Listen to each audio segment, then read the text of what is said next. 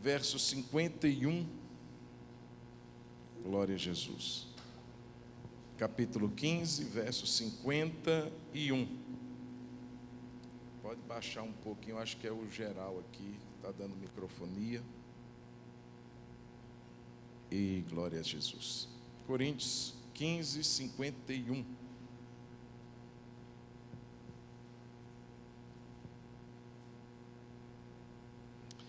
A palavra diz assim: eis que vou lhes revelar um mistério. Olha o mistério que será revelado. Nem todos dormiremos. E quando ele fala de dormir, aqui ele está falando de morte.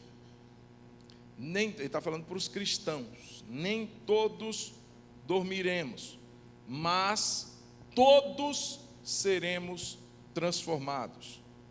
No momento, num abrir e fechar de olhos, ao ressoar da última trombeta, a trombeta soará, os mortos ressuscitarão incorruptíveis, e nós seremos transformados.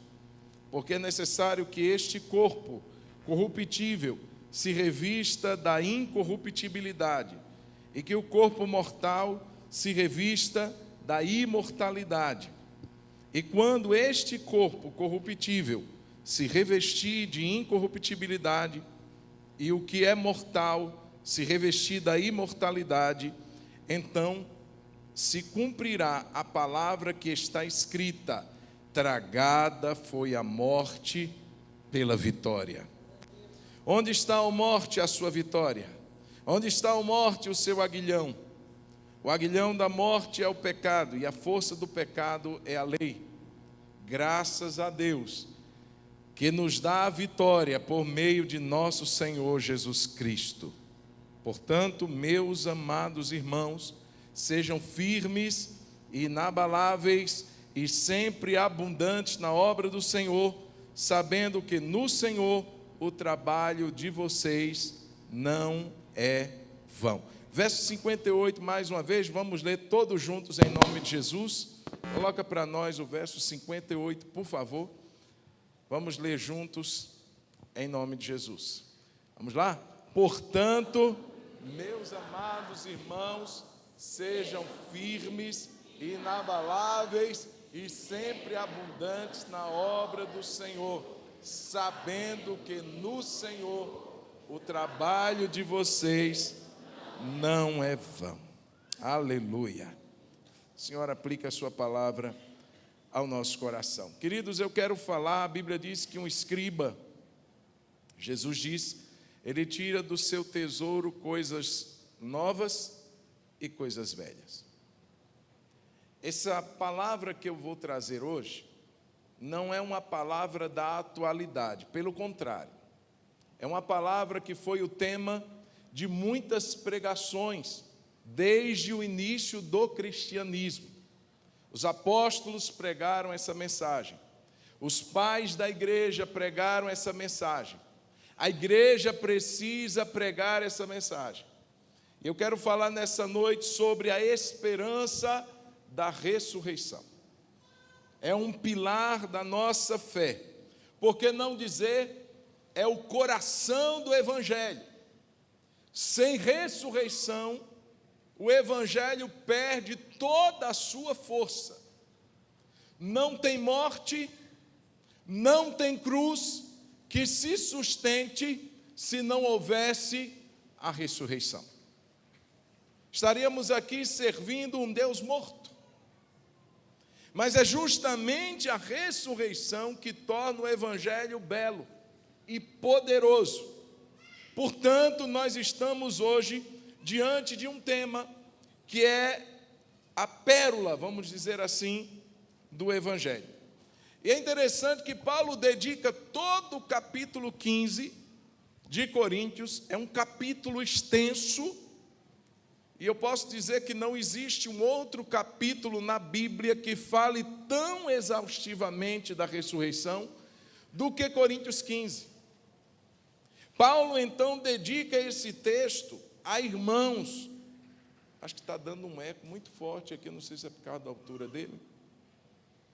Paulo dedica então esse capítulo, irmãos, porque esses irmãos estavam vivendo num contexto, e o contexto de Corinto era um contexto que as pessoas, elas eram influenciadas pela filosofia, principalmente dos epicureus, e de outros que diziam que a alma é imortal, mas o corpo não. O corpo ele nunca ressuscitaria. Até porque o corpo, segundo eles, era a prisão, era o fardo que o ser humano deveria levar. Era o corpo que aprisionaria a alma. Portanto, o corpo é mau. Deus não está nem aí para o seu corpo. Deus não está nem aí para essa matéria. O que Deus importa, e é engraçado como isso afeta até hoje a pregação de muitas igrejas, que diz que o que é importante é só o seu espírito e a sua alma, e que dá pouco valor para o seu corpo. Então viva como você quiser, vai para o pó mesmo, vai ser consumido. E eles acreditavam isso, que a matéria era algo mau, e portanto não deveria ser valorizada, porque nem ressuscitar, ela ressuscitaria. Não existe ressurreição, segundo a sociedade que Paulo estava ali diante dela, lá em Corinto. Ele prega em Atenas, lá em Atos 17, e quando ele fala sobre a ressurreição, a Bíblia diz que muitos zombavam de Paulo. Muitos diziam assim: esse cara está falando coisa da cabeça dele, isso não existe. Ressurreição é invenção desses cristãos. E aí Paulo começa uma defesa pela ressurreição. E falar da ressurreição é pertinente, irmãos, porque, como disse, sem ressurreição não há esperança. O cristianismo é a religião da esperança.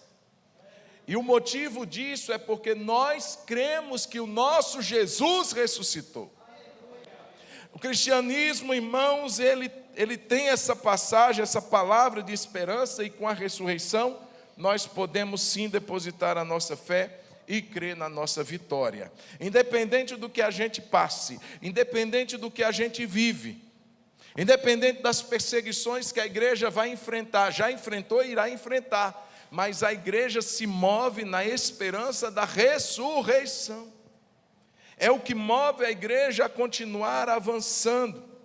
Então, irmãos, quando nós falamos de ressurreição, eu quero trazer nessa noite 3 pontos que eu achei pertinente para falarmos nessa noite.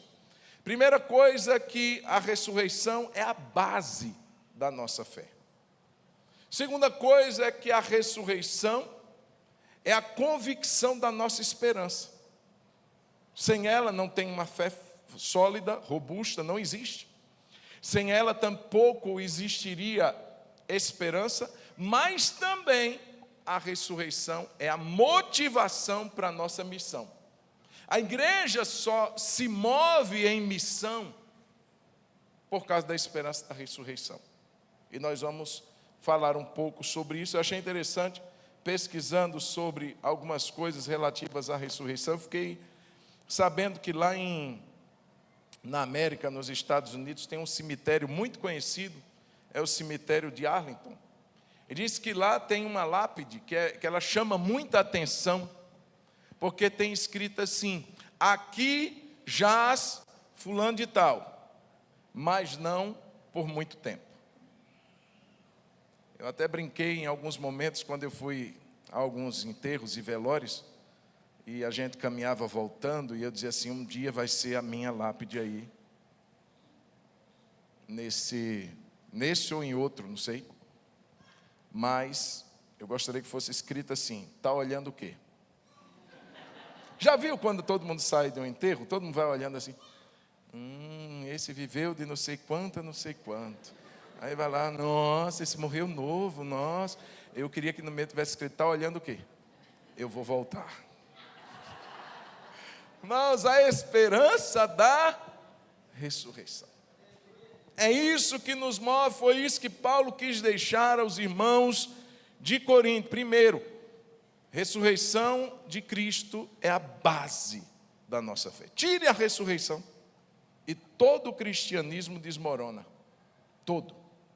Eu quero ler com você Coríntios partir do verso 1, vai dizer assim: irmãos, venham lembrar-lhes o evangelho que anunciei a vocês, o qual vocês receberam e no qual continuam firmes. Por meio dele, desse evangelho, vocês também são salvos, se retiverem a palavra assim como tal a preguei a vocês, a menos que tenham crido em vão. Verso 3, antes de tudo, entreguei a vocês o que também recebi, que Cristo morreu pelos nossos pecados, segundo as Escrituras. Aqui nós vamos começar a ler a síntese do Evangelho. O que é o Evangelho? Então, a primeira coisa, Cristo morreu pelos nossos pecados, segundo as Escrituras. Verso 4, e que foi sepultado e ressuscitou ao terceiro dia, segundo as Escrituras. E apareceu a Cefas e depois aos 12. Depois foi visto por mais de 500 irmãos de uma só vez, dos quais a maioria ainda vive, porém alguns já dormem. Depois disto, foi visto por Tiago, e mais tarde por todos os apóstolos. E por último, depois de todos, foi visto também por mim, como por um nascido fora de tempo. Porque eu sou o menor dos apóstolos, e nem mesmo sou digno de ser chamado apóstolo, pois persegui a igreja de Deus. Mas pela graça de Deus sou o que sou, e sua graça que me foi concedida não se tornou vã. Pelo contrário, trabalhei muito mais do que todos eles, todavia não eu, mas a graça de Deus comigo. Portanto, seja eu ou sejam eles, assim pregamos e assim vocês creram. Esse Cristo não ressuscitou, está no verso 17. Esse Cristo não ressuscitou, é vã a fé que vocês têm, e vocês ainda permanecem nos seus pecados. Irmãos, o Evangelho foi pregado, e Paulo usa esse argumento, de que a ressurreição tem uma base, e a base do Evangelho é essa: Cristo morreu pelos nossos pecados, foi sepultado e ressuscitou. E você vai perceber que o detalhe é que ele sempre diz, segundo as Escrituras, nada foi engano, nada foi por acidente. A morte de Jesus não foi um acidente, não foi um erro de percurso, o sepultamento de Jesus e tampouco a ressurreição de Jesus já havia sido predita há muitos e muitos anos, através das Escrituras do Antigo Testamento. Pois não permitirás que o teu santo veja a corrupção, nem o seu corpo permaneça na sepultura. Quantos salmos, quantos escritos atestavam a morte de Cristo, mas também atestavam a sua ressurreição. E esse é o Evangelho.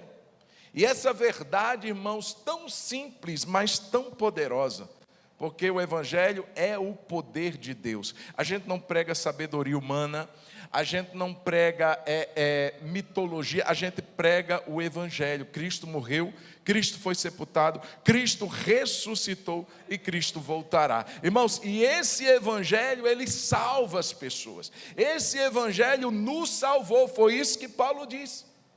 Eu preguei esse Evangelho, vocês receberam essa mensagem simples do Evangelho que salvou a vida de vocês. E eu digo, irmãos, um Salvador morto não salva ninguém. Morreu, foi sepultado, verdades que estão alinhadas ao Evangelho, mas se parasse aí, não teria efeito, porque ninguém se baseia num Salvador que está na sepultura, um Salvador que não pôde se salvar, um Salvador que não pôde fazer nada com relação às injustiças que contra ele foram cometidas, não poderia salvar ninguém. Mas o fato dessa verdade poderosa de Cristo ter ressuscitado ao terceiro dia é o grande diferencial da fé cristã. Por isso que estamos aqui. E Paulo disse, olhe para vocês, a base do Evangelho tão forte, tão poderosa, salvou vocês, trouxe mudanças à vida de vocês, arrancou vocês de uma vida de pecado, porque Cristo morreu pelos nossos pecados. Cristo morreu para nos arrancar do poder do pecado, da escravidão do pecado, da condenação do pecado. Se esse evangelho não fosse verdade, nada poderia fazer por ninguém, mas por causa desse evangelho, ele diz aqui aos coríntios, vocês foram salvos. Além disso, essa base do evangelho, que é a ressurreição, ela teve testemunhas. Irmão, presta atenção, não é algo que se repete, não é uma prova científica.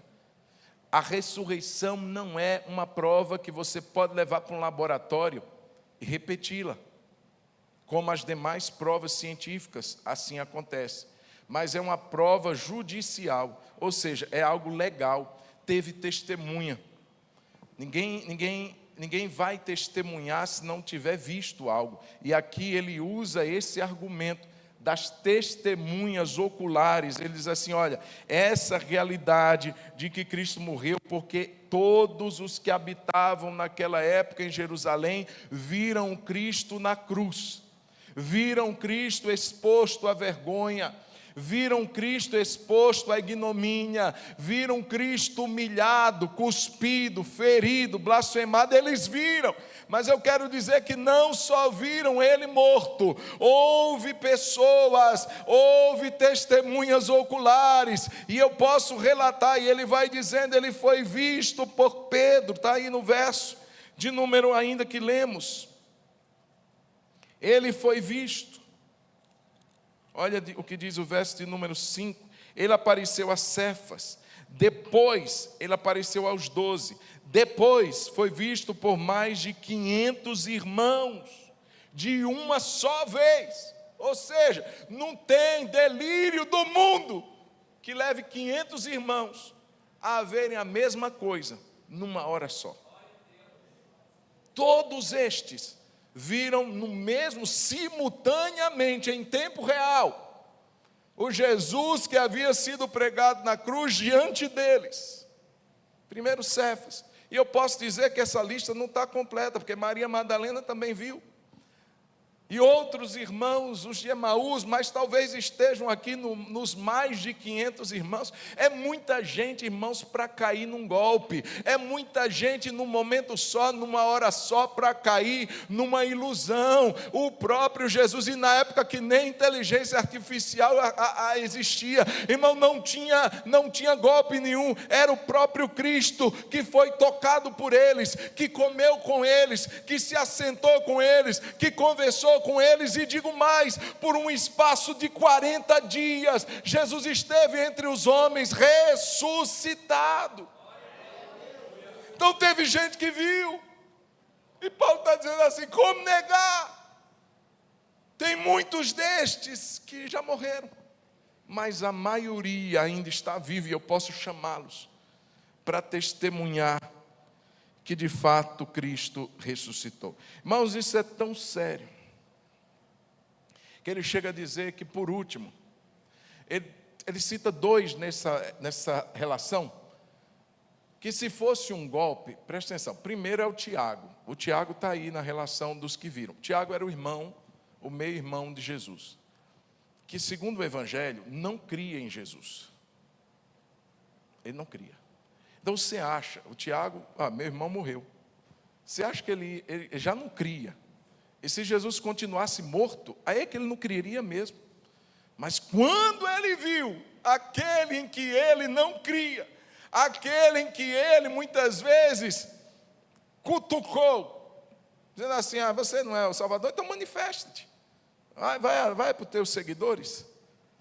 Ele vê o seu meio-irmão ressuscitado, e segundo a história, a tradição diz que naquele momento, Tiago, ele então reconhece que aquele homem não era apenas o filho de Maria, mas ele de fato era o Filho de Deus gerado no interior de Maria. E Tiago se converte ao Senhor. E o outro homem que está aí é o próprio Paulo, um perseguidor da igreja, que diz assim, nem merecia ser chamado apóstolo. Eu persegui a igreja de Deus. Como um homem perseguidor da igreja se renderia ao Cristo, se não tivesse um forte impacto com a realidade da ressurreição? Como um homem que mandava homens e mulheres para a prisão, para a tortura e para a morte, se renderia a um Cristo morto. Porque até então ele achava ser uma seita, mas esse Jesus aparece para ele e diz assim: Saulo, Saulo, por que você me persegue? Quem és tu, Senhor? Eu sou Jesus a quem você persegue. Não tem como ficar inerte, não tem como ficar indiferente. Paulo então se rende ao Senhor Jesus e ele também se torna uma testemunha ocular de que Jesus ressuscitou. Irmãos, e na verdade negar a ressurreição de Jesus é tão impactante que Paulo ele faz aqui uma relação de verdades essenciais da nossa fé que iriam ao chão, ruiriam, se a gente não acreditasse na ressurreição de Jesus. Acompanhe comigo, está aí no verso de número 12 do capítulo 15, olha 7 verdades que ele diz assim: não se sustentariam ou seriam anuladas se a gente não cresce na ressurreição de Jesus. Coloca para nós aí o verso 12, por favor. Olha o que diz o texto. Ora, se o que se prega é que Cristo ressuscitou dentre os mortos, como alguns de vocês, ou seja, tinha irmãos da igreja de Corinto que estavam afirmando o quê? Não há ressurreição de mortos. Pode seguir. E se não há ressurreição de mortos, então Cristo não ressuscitou. Ele está dizendo assim: o homem, ninguém pode ressuscitar. Então, se ninguém pode ressuscitar, Cristo não ressuscitou. Mais para frente. E se Cristo não ressuscitou, é vã a nossa pregação. O que é que você está sentado aqui me ouvindo? Vamos embora para casa. Não tem mais nada para falar aqui. É vã a nossa pregação. E é vã a fé que você tem. Você que veio aqui, adorou, levantou mão, cantou para um morto. Vamos embora para casa, gente. Se a gente não crê na ressurreição, nós somos tidos por falsas testemunhas de Deus. Ou seja, nós estamos inventando uma história contra Deus, porque temos testemunhado que Ele ressuscitou a Cristo, o qual Ele não ressuscitou, se é que certo que os mortos não ressuscitam. Pode seguir. Porque se os mortos não ressuscitam, também Cristo não ressuscitou. Esse argumento ele já usou. E se Cristo não ressuscitou, é vã a fé, ele também já usou, que vocês têm. E vocês, essa é nova, vocês ainda permanecem nos seus pecados. Não adiantou Jesus ter morrido. Se ele não ressuscitou, você ainda permanece nos seus pecados. E ainda mais, sabe o irmão que a gente velou aqui? Que a gente chorou e a gente cantou assim: porque Ele vive. Se Cristo não ressuscitou, os que dormiram em Cristo estão perdidos. Se a nossa esperança em Cristo se limita apenas a esta vida, você só espera Jesus aqui para receber uma cura, para receber uma vitória, uma porta aberta. Se sua esperança em Cristo se limita apenas a esta vida, olha o que ele diz: somos as pessoas mais infelizes deste mundo. Mas de fato, Cristo ressuscitou. Aleluia! Então quer dizer que a nossa pregação não é vã, quer dizer que a gente não está ainda nos nossos pecados, quer dizer que os mortos em Cristo não estão perdidos, quer dizer que nós não somos os mais infelizes dessa terra, pelo contrário, nós somos o povo mais feliz desta terra, porque o nosso Senhor ressuscitou. Aleluia, irmãos, é a base da nossa fé. A gente não crê numa filosofia humana, a gente crê na verdade da palavra e de um evento que aconteceu. O túmulo do Allan Kardec, pai do espiritismo moderno, ele está lá em Paris e foi sepultado lá. E os seus restos mortais lá estão. O Confúcio, que viveu em 551 a.C., criador do confucionismo, o túmulo dele está na China. e é homenageada até hoje pelos seus adoradores e seguidores, porque os seus restos mortais lá estão. Siddhartha Gautama, o conhecido Buda, foi cremado, e os seus resíduos e restos foram espalhados por vários monumentos budistas lá na Ásia. O Maomé, o criador lá desse movimento islâmico, ele foi sepultado em Medina, na Arábia Saudita, e o seu túmulo é venerado até hoje. E Jesus, que foi sepultado em Jerusalém, o túmulo dele está vazio. E está escrito: ele não está aqui, porque ressuscitou. Aleluia! Aleluia! Está vivo, irmão! É base. Ei, negou ressurreição, vamos para casa. Negou ressurreição, vamos viver a vida que a gente sempre viveu. Nada mudou, nada aconteceu. Tudo isso é uma ilusão da sua cabeça. Fizeram uma lavagem cerebral, mas Cristo de fato ressuscitou. A base da nossa fé, mas também a garantia da nossa esperança. Verso 20. Mas de fato Cristo ressuscitou dentre os mortos, sendo Ele as primícias dos que dormem. Ele vai começar a falar da garantia. Se a base da nossa fé é também a garantia da nossa esperança. Ele é a primícia dos que dormem. Visto que a morte veio por um homem, verso 21. Também por um homem veio a ressurreição dos mortos. Porque assim como em Adão todos morrem, assim também todos serão vivificados em Cristo. Cada um, porém, na sua ordem. Cristo as primícias. Depois, os que são de Cristo na sua vinda. Aí joga para a nossa esperança, aleluia. E então virá o fim, quando Ele entregar o reino a Deus e Pai, quando houver destruído todo principado, bem como toda potestade e poder. Porque é necessário que Ele reine, até que tenha posto todos os inimigos debaixo de seus pés. Verso 26, o último inimigo a ser destruído é a morte. Porque Ele sujeitou, está falando de Deus, Ele sujeitou todas as coisas debaixo dos seus pés. E quando diz que todas as coisas lhe estão sujeitas, certamente exclui aquele que tudo sujeitou, que tudo lhe sujeitou, seja o próprio Deus. Quando, porém, todas as coisas lhe estiverem sujeitas, então o próprio Filho também se sujeitará àquele que todas as coisas lhe sujeitou, para que Deus seja tudo em todos. E eu vou para o 51, que foi o texto que lemos no início, que vai dizer: eis que vou lhes revelar um mistério, nem todos dormiremos, mas todos seremos transformados. Num momento, num abrir e fechar de olhos, ao ressoar da última trombeta, a trombeta soará, os mortos ressuscitarão incorruptíveis, e nós seremos transformados. Paulo acreditava piamente que ele estaria vivo quando Jesus voltasse, e nós precisamos ter essa mesma esperança, que seja na nossa geração, irmão, que Jesus venha a voltar para nos transformar e nos levar para Ele. Quem pode dizer amém por isso?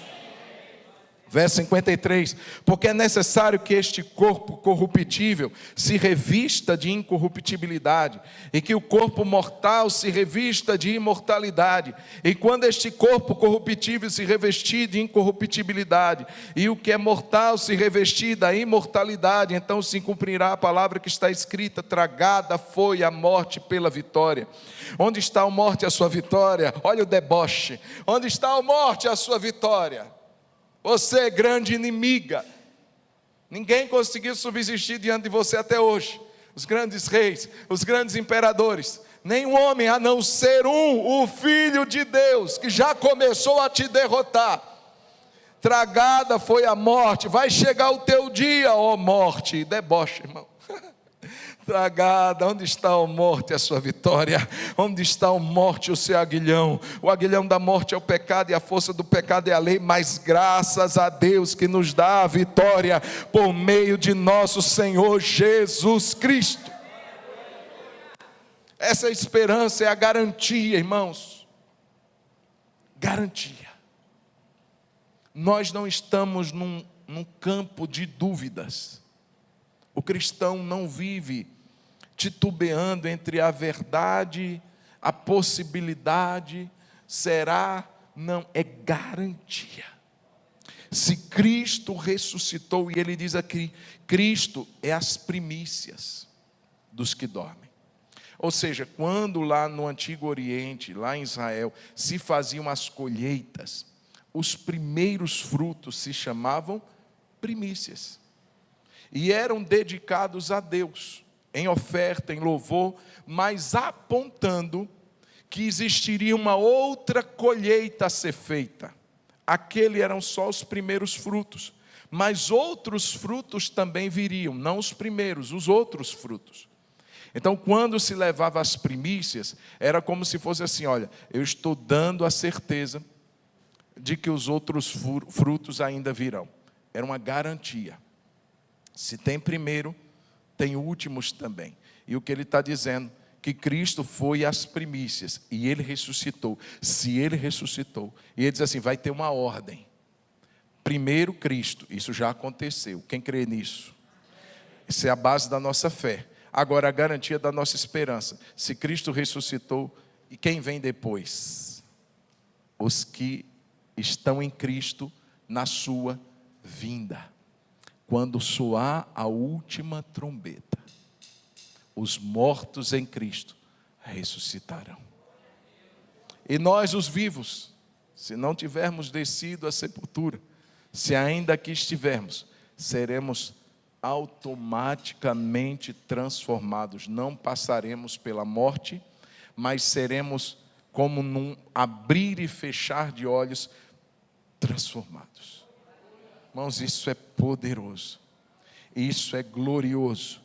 Então Jesus foi o primeiro de muitos. Quando ele diz primícias, é porque outros virão depois. E quem são esses outros? São os que esperam Jesus na sua vinda. São os que depositaram nesse Jesus que morreu, que foi sepultado e que ressuscitou, a sua fé e a sua esperança. E ele vai falar do primeiro homem, Adão, que morreu e trouxe a morte a todos, assim como o primeiro homem trouxe essa desgraça do pecado, essa morte pelo pecado, porque o aguilhão da morte é o pecado.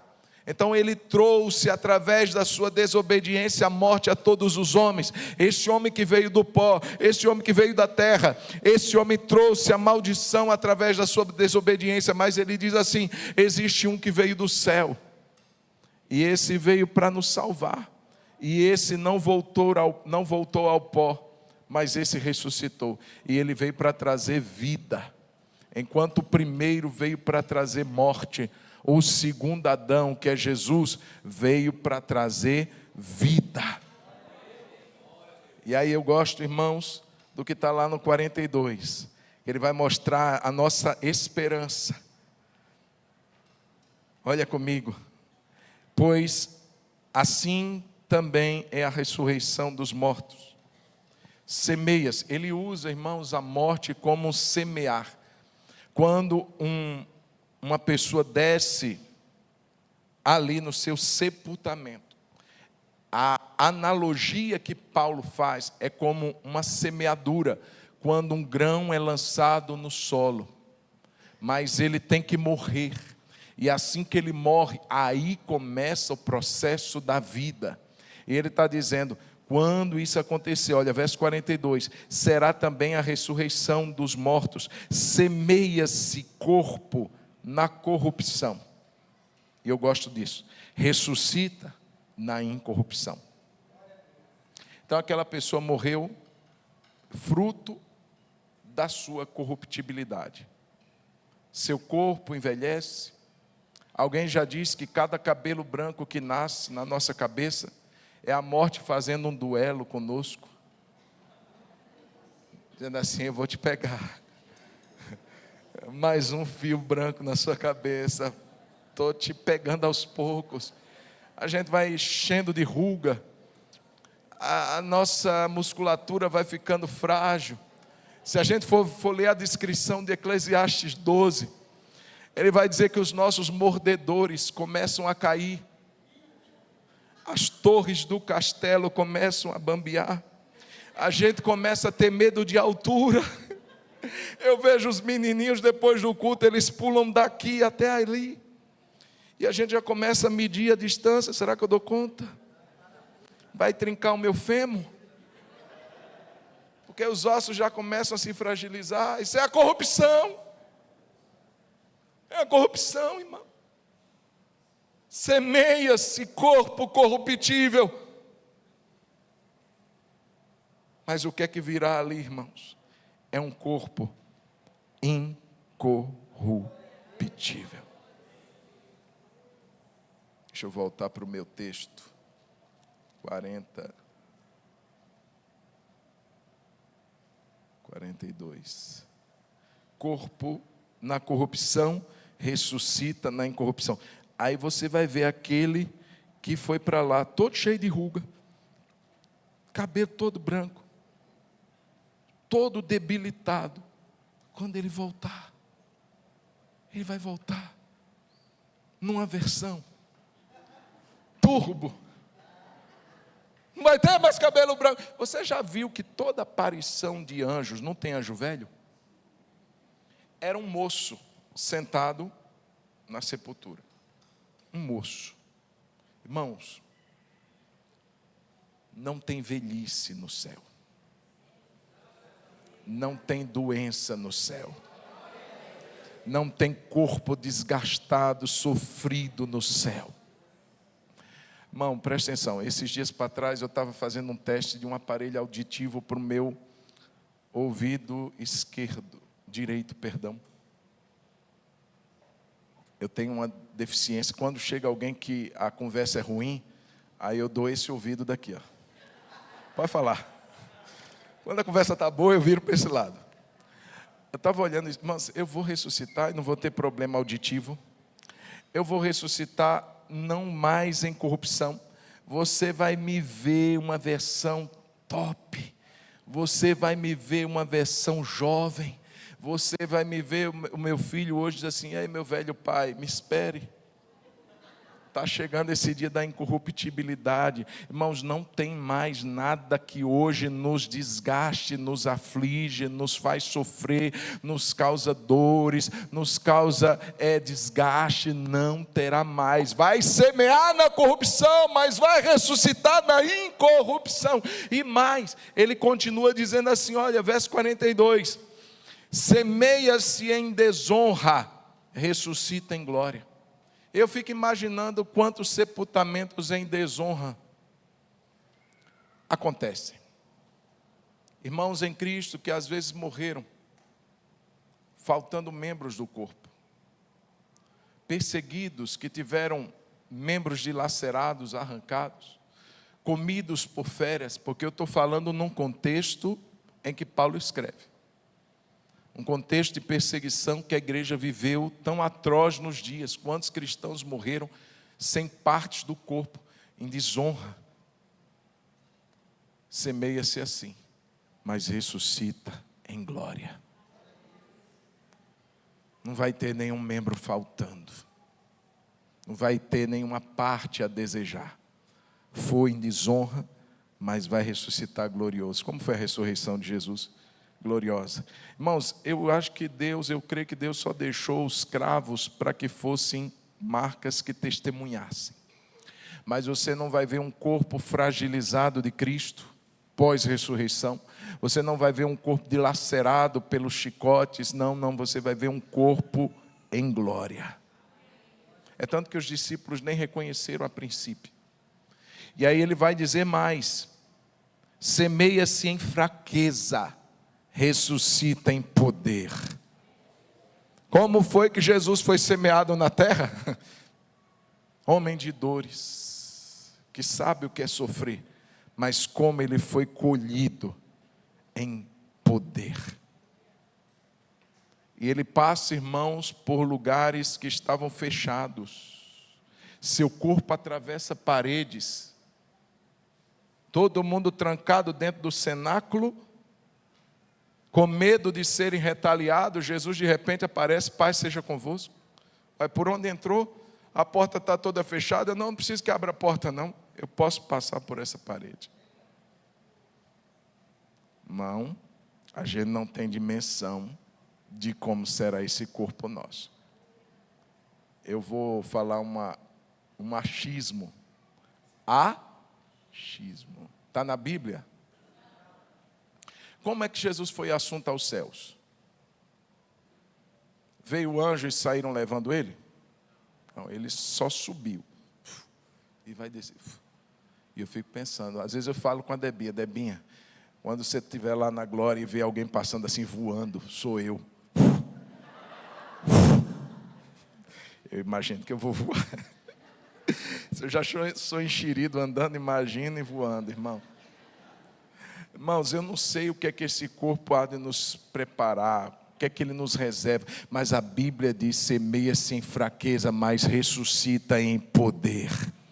Esse corpo é poderoso, esse corpo é capaz de resistir aos anos e eternidade, permanecer sem nenhum tipo de avaria, sem nenhum tipo de desgaste, sem nenhum tipo de fraqueza, sem nenhum tipo de corrupção. Esse corpo será glorioso. Irmãos, essa é a nossa expectativa.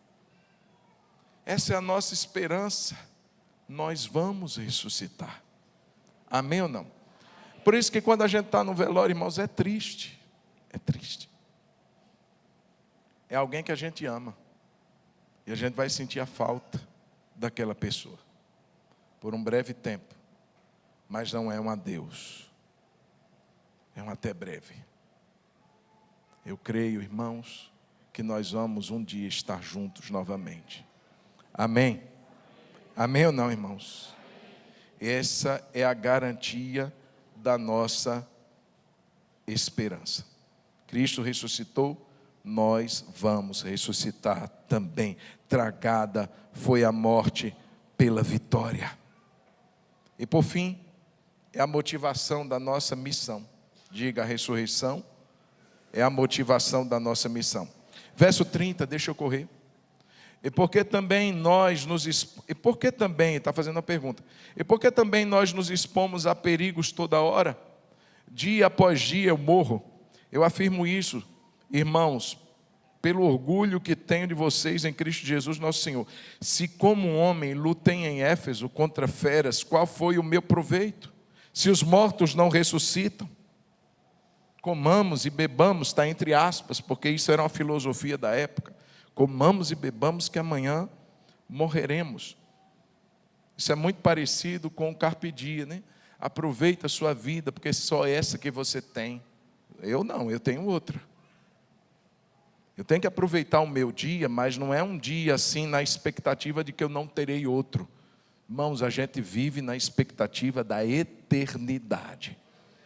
Não é que só tem hoje não. Se a gente só imaginar que só tem hoje, que esperança é essa?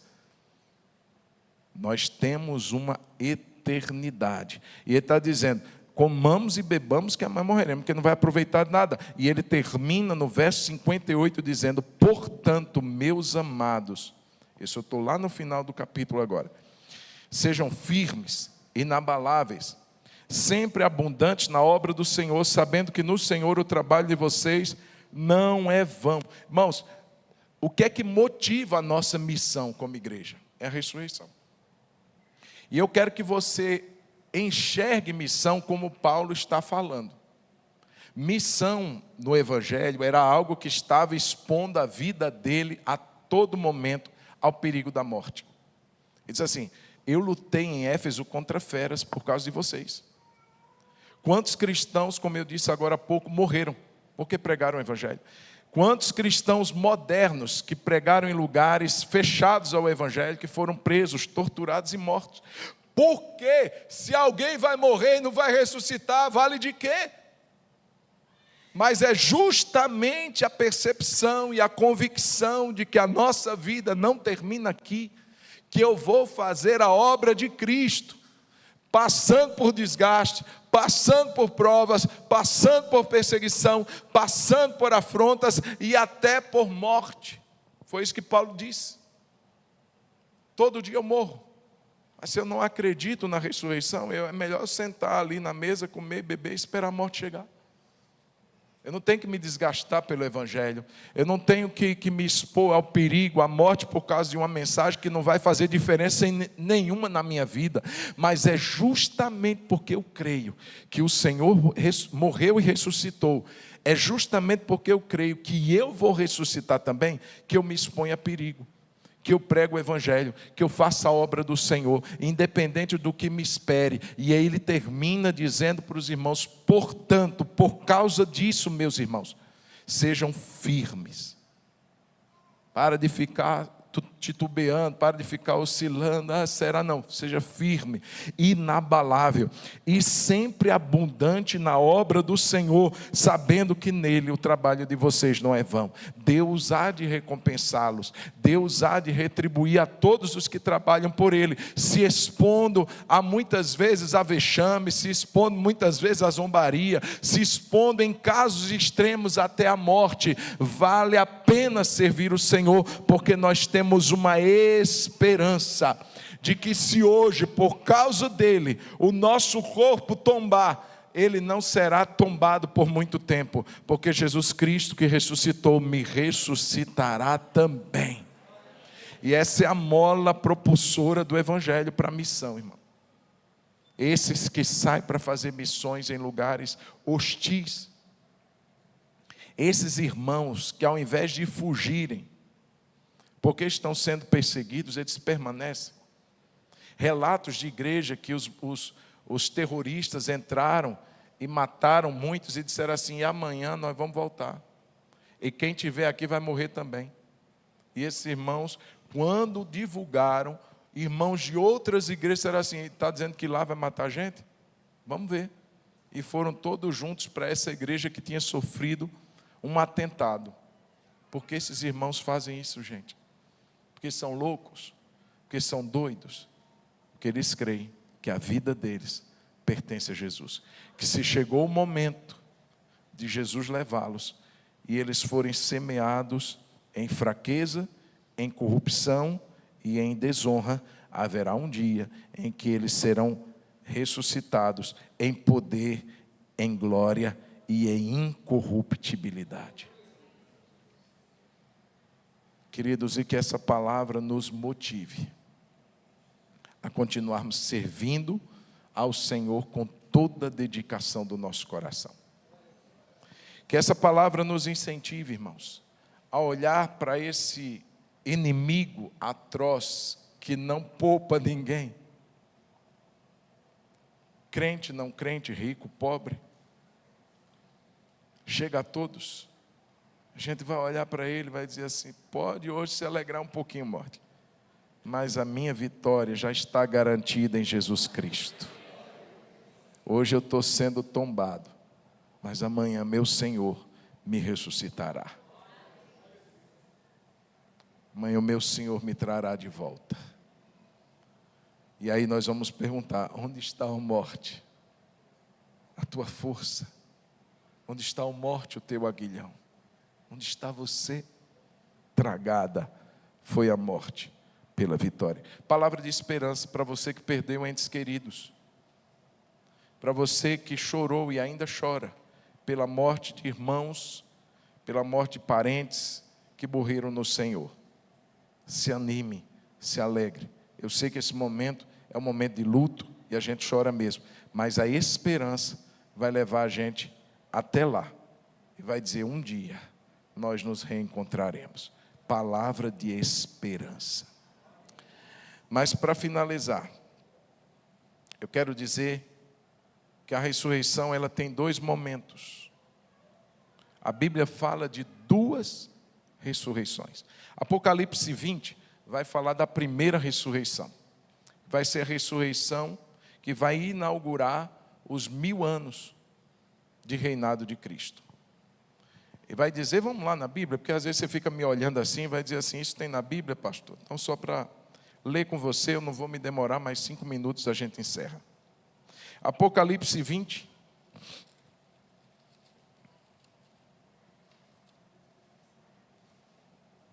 Verso 4. Vi também tronos, e nestes sentaram-se aqueles aos quais foi dada autoridade para julgar. Vi ainda as almas dos que foram decapitados, por terem dado testemunho de Jesus e proclamado a palavra de Deus. Estes são os que não adoraram a besta nem a sua imagem, e não receberam a sua marca na testa e na mão, e viveram.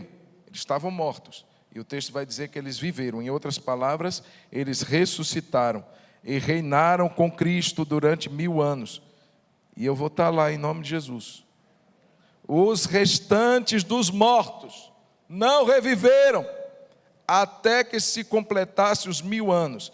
Esta foi a primeira ressurreição.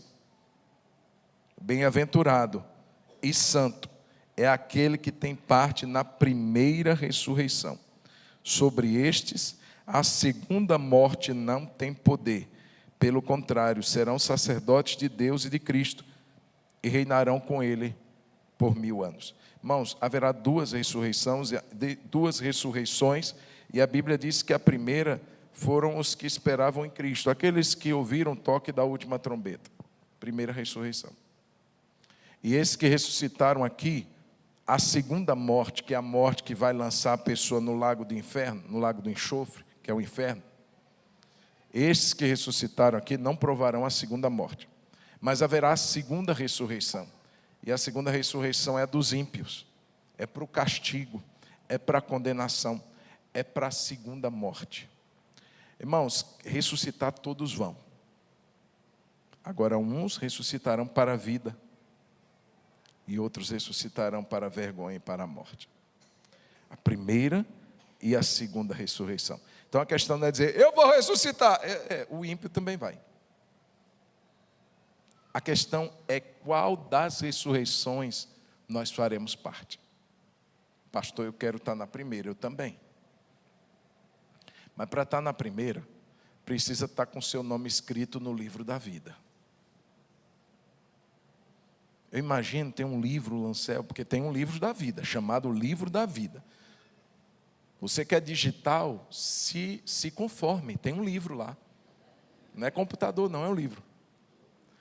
E lá estão escritos os nomes daqueles que entregaram sua vida ao Cordeiro, que foram resgatados pelo Cordeiro. Esses terão parte na primeira ressurreição. Então, pastor, como é que eu faço para estar na primeira ressurreição? Entregue sua vida para Jesus. Creia nele. Você não estará crendo num morto, num defunto, em alguém cujos restos mortais ainda estão lá em Jerusalém. Não, você está colocando sua vida nas mãos de um poderoso Jesus que morreu por causa dos nossos pecados, mas que no terceiro dia ressuscitou. E está vivo nesse exato momento para todo sempre. Então eu quero te perguntar, você que está aí, fecha os olhos, por favor. Nós vamos fazer uma oração. Você já entregou sua vida para Jesus? Você já confessou Jesus como seu Senhor e Salvador? Ei, só alguém que morreu e ressuscitou pode salvar alguém. Se você crê em quem morreu e não ressuscitou, você está perdendo tempo. Eu creio no pastor João. Você está perdendo tempo, porque eu vou morrer e eu só vou ressuscitar quando Jesus me chamar. Mas até lá não, irmão, você não pode crer em pessoas corruptíveis. Você tem que crer em alguém que morreu e ressuscitou. E ele tem um nome, é Jesus, é Jesus, é Jesus. Eu quero te perguntar, você que está aqui, você já entregou sua vida para Jesus? Você gostaria de estar com seu nome escrito no livro da vida do Cordeiro? Faz essa breve oração sentado como você está.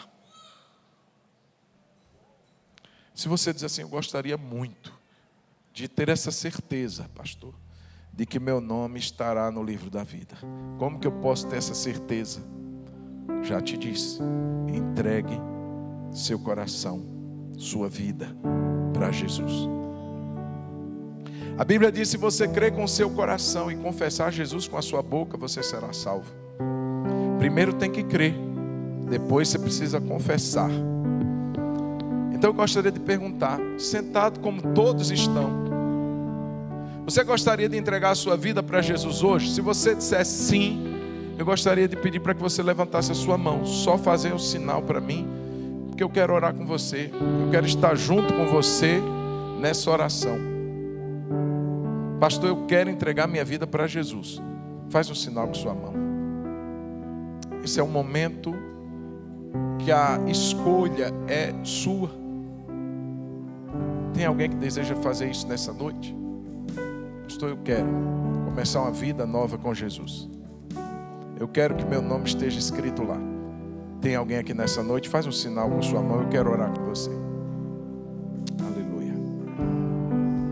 Glória a Deus. Aleluia. Se todos aqui já fizeram isso, louvado seja Deus. E a minha palavra, portanto, é: fica firme, meu irmão, inabalável, sempre firme, sempre constante na obra do Senhor. Seu trabalho para Deus não é vão. Se você já aceitou Jesus, a minha palavra é essa: não desvia, fica firme. Tem luta, tem de monte, mas é muita, mas fica firme.